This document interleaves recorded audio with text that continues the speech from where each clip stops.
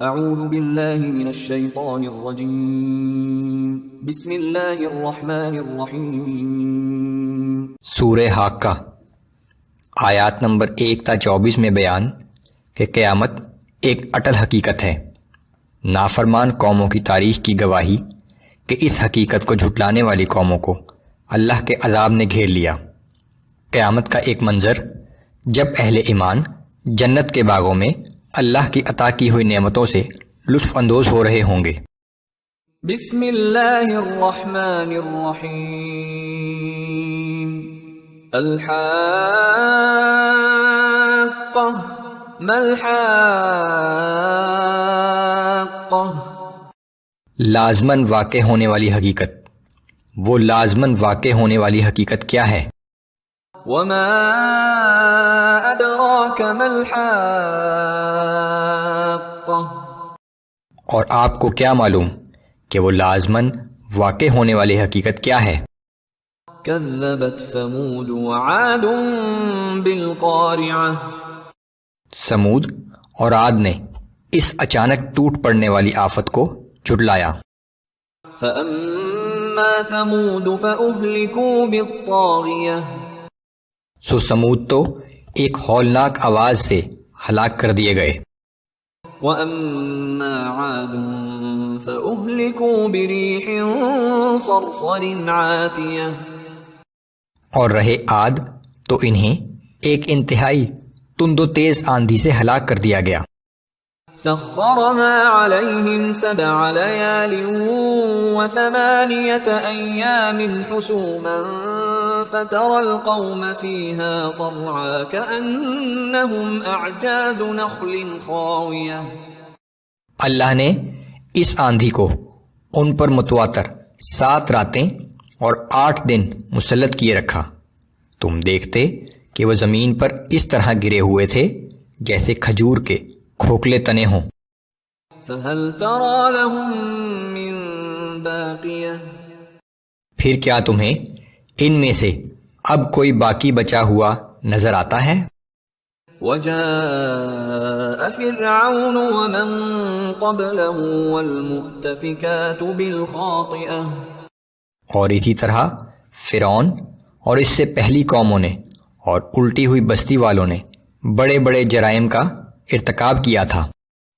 فَعَصَوْا رَسُولَ رَبِّهِمْ فَأَخَذَهُمْ أَخْذَةً رَّابِيَةً، ان سب لوگوں نے اپنے رب کے رسول کی نافرمانی کی تو اللہ نے ان سب کو بڑی سختی کے ساتھ پکڑا۔ إِنَّا لَمَّا طَغَى الْمَاءُ حَمَلْنَاكُمْ فِي الْجَارِيَةِ، پھر جب طوفان نوح کا پانی حد سے بڑھ گیا تو ہم نے تمہیں ایک تیرتی ہوئی کشتی میں سوار کرا دیا۔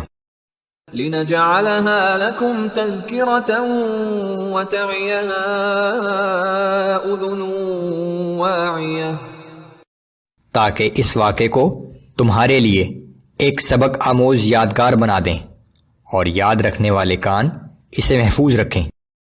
فَإِذَا نُفِخَ فِي الصُّورِ نَفْخَةٌ وَاحِدَةٌ وَحُمِلَتِ الْأَرْضُ وَالْجِبَالُ فَدُكَّتَا دَكَّةً وَاحِدَةً، پھر جب سور میں ایک دفعہ پھونک مار دی جائے گی اور زمین اور پہاڑ اٹھا کر ایک ہی ضرب میں ریزہ ریزہ کر دیے جائیں گے۔ فَيَوْمَئِذٍ وَقَعَتِ الْوَاقِعَةُ، پس اس دن وہ واقع ہونے والی چیز واقع ہو جائے گی۔ وَانشَقَّتِ السَّمَاءُ فَهِيَ يَوْمَئِذٍ وَاهِيَةٌ، آسمان پھٹ جائے گا اور وہ اس دن بالکل کمزور ہو جائے گا۔